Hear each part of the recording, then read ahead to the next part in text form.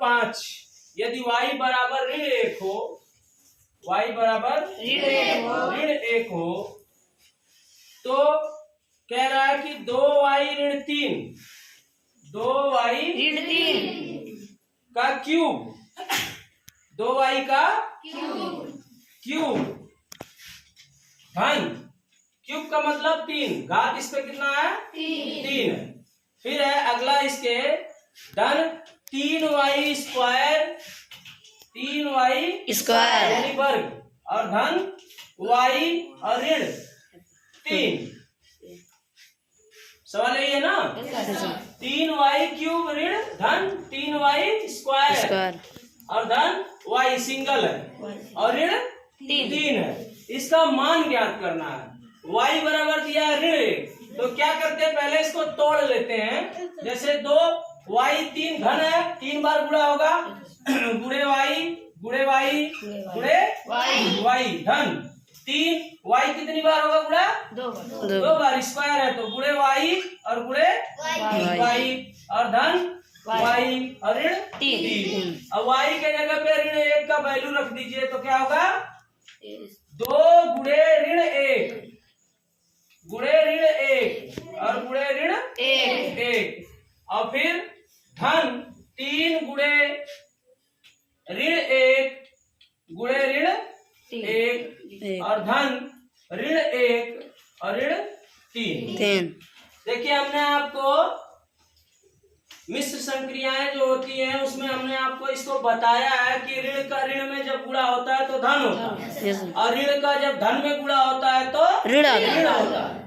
ऋण का ऋण में गुणा हुआ तो धन और फिर से ऋण में गुणा हो गया तो ऋण हो जाए। तो यहाँ देखिए ऋण का ऋण में एक में 1 का गुणा, ऐसे देखिए यहाँ से अगर 2 में ऋण 1 का गुणा करेंगे तो ऋण 2 हो जाएगा और फिर ऋण 2 का ऋण 1 में करेंगे तो धन 2 हो जाएगा और धन 2 का गुणा ऋण 1 में करेंगे तो फिर से ऋण 1 हो जाएगा, क्योंकि ऋण 3 बार है ना।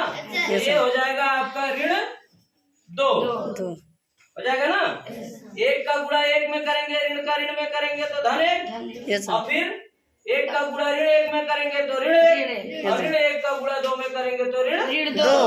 अब यहाँ से आएंगे धन 3 का गुणा, यहाँ ऋण 1 गुणा हो जाएगा तो धन 1 हो जाएगा, धन 1 का गुणा 3 में होगा तो ये 3 हो जाएगा धन 3, क्योंकि ऋण ऋण धन हो गया 2 ही बार है। फिर धन का ऋण में गुणा होगा तो ऋण हो जाएगा और 1, ठीक, और फिर ऋण 3। अब क्या करेंगे, ऋण को ऋण में जोड़ लीजिए और धन को धन में जोड़ लीजिए। यहाँ देखिए धन 3 है, ये ऋण 2 है, ऋण 1 है और ऋण 3 है, तो यहाँ धन 3 लिख लीजिए और यहाँ ऋण 2 ऋण 1 ऋण 3 और ऋण 3 कितना हो गया ऋण 6 हो गया।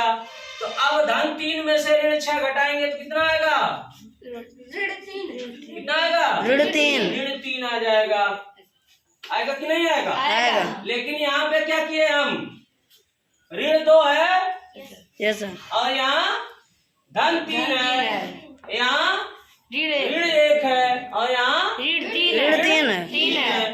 तो सभी ऋण को हमने क्या किया, ऋण ऋण और ऋण को जोड़ लिया तो 3 1 4 2 6 और 6 में से धन 3 है ही, तो धन 3 में से ऋण 6 यानी ऋणात्मक वैल्यू ज्यादा बड़ा है, तो इसलिए क्या करेंगे, ऋण 6 में से धन 3 को घटाएंगे तो ऋण 3 आ जाएगा। ये आपका हो जाएगा आंसर ऋण 3। समझ में आ गया?